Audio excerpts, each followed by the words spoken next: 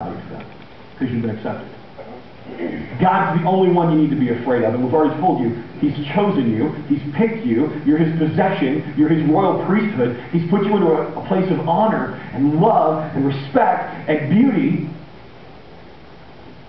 so you're going to be okay. And I love the last phrase, respect the king. That's good.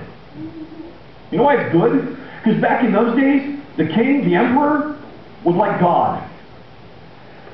Rome, history, Nero, those guys, they considered themselves and others treated them as if they were God. This creates a social strata. You're here, they're here. So you gotta fear. So at first read, respect the king's like, yeah, you value the king. Buy into that system. But when you read the first part of that verse, respect everyone, you just took the king and smashed him down to the same level as everybody else.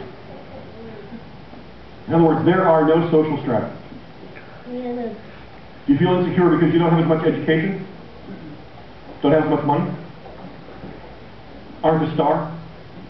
Aren't somebody on the cover of People magazine that nobody knows about when they get in front of a camera and so everyone wants to know what they think about stuff?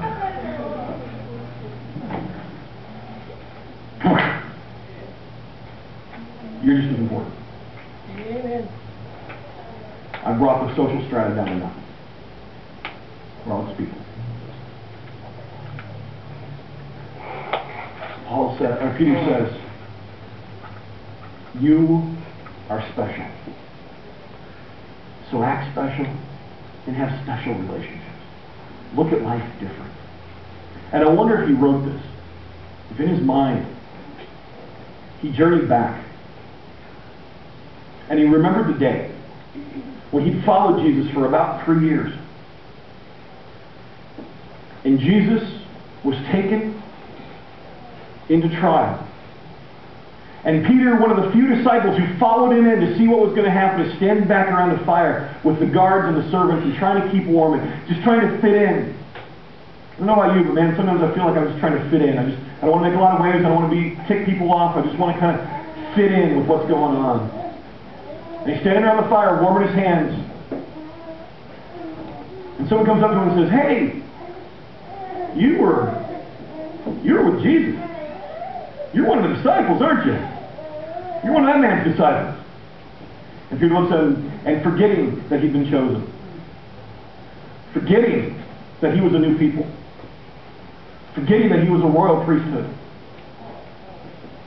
And the flesh, the lust of the flesh, and being significance and having an identity reared up and said, "Ain't you double hockey stick now? I'm not with him. I don't know." Alright? Welcome. Well, a little while later, somebody went up to him and said, "You're one of the disciples. I know you are. I think I saw you once when you were doing a healing. You're one of them, aren't you?" It's funny. No, I'm really not. Bleep not. Bleep. Third time. You talk like him. You're one of them.